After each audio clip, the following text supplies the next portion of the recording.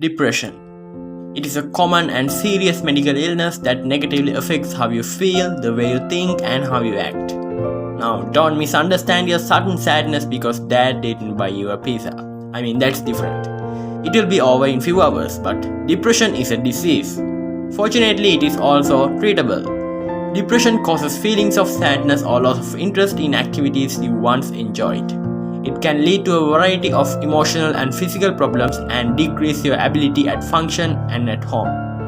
What exactly is going on inside a depressed person? Is there a biological basis for this intense feeling of sadness? So in this video, I'm gonna show you what is depression and what's going on. So press on that subscribe button and hit on the bell icon so you won't miss any future videos we upload. So let's start.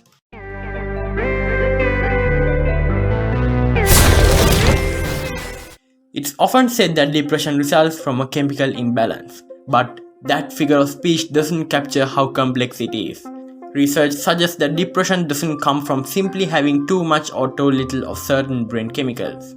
There are many possible causes of depression. For example, your brain doesn't do its job regulating neurotransmitters like dopamine and serotonin.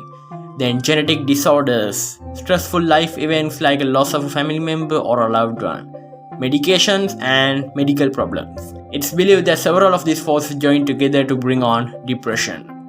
When we look at the brain of a depressed person, studies show that the hippocampus tend to be much smaller than average.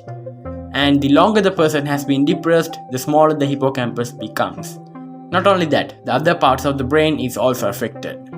Stress, which plays a major role in depression, may be a key factor here, since experts believe stress can suppress the production of new neurons in the hippocampus. There is something called antidepressants. These medications immediately boost the neurotransmitters, yet people typically don't begin to feel better for several weeks or longer. Experts have long wondered why.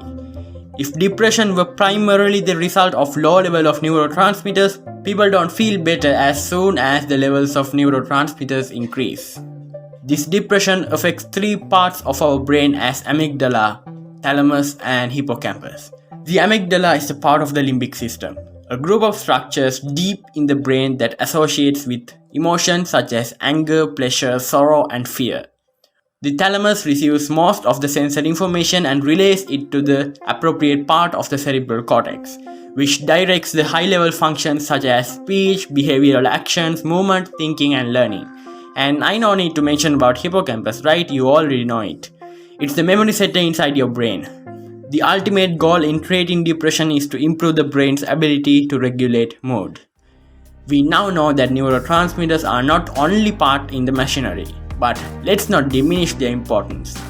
They are deeply involved in how nerve cells communicate with each other, and they are a component of brain function and we often influence to good ends. Now, what are neurotransmitters? Neurotransmitters are chemicals that relay messages from one neuron to another. An antidepressant medication tends to increase the concentration of these substances in the spaces between neurons. In many cases, this shift happens to give the system enough of a nudge so that the brain can do its job better. This is why serotonin-based drugs help some patients, but not for the reason we once thought. Instead, they promote the release of other chemicals which ultimately stimulate neurogenesis, or the growth of new neurons. Science have a lot more to learn about this, especially me. As soon as science updates, we will bring you more new information about this. So we have come to the end of the video. Thank you for watching.